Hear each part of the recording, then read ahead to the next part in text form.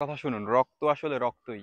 রক্তের যে বিষয়টা সেটা একটা আলাদা একটা টান। দেখবেন যে আপনার ভাইয়ে ভাইয়ের মধ্যে কিন্তু অনেকেই দ্বন্দ্ব বাজাইতে চাইবে, কিন্তু আপনারা আপন ভাইয়েরা কখনোই দ্বন্দ্ব বাজাইবেন না। সেক্ষেত্রে দেখা যাবে কি যে একটা পরিবার ধ্বংস হয়ে যাবে, অন্য মানুষ এসে সেখানে নাক গলাবে, এবং সেক্ষেত্রে একটা পিওর একটা সম্পর্ক নষ্ট হয়ে যাবে। এর জন্য ভাইয়ে ভাইয়ে কোনো সময় কারো পিলিকে কান দেবেন না, দ্বন্দ্ব করবেন না।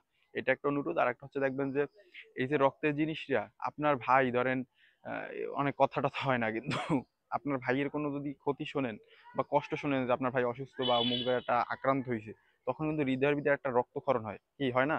প্রত্যেকেই মানবেন যে আসলে আপন যে রক্তের লোকের যে কষ্টটা কোনো বিষয় ক্ষতিগ্রস্ত হলে অতুলনীয়, মানে অকল্পনীয়। এর জন্য আমরা আপন জিনিস থেকে কখনোই সম্পর্ক নষ্ট করব না, সব সময় আঁকড়ে ধরে রাখবো, সম্পর্কটা সবসময় আঁকড়ে ধরে রাখবো, এবং সেক্ষেত্রে আমাদের একটা মানসিক তৃপ্তি থাকবে। ধন্যবাদ। আসসালামু আলাইকুম।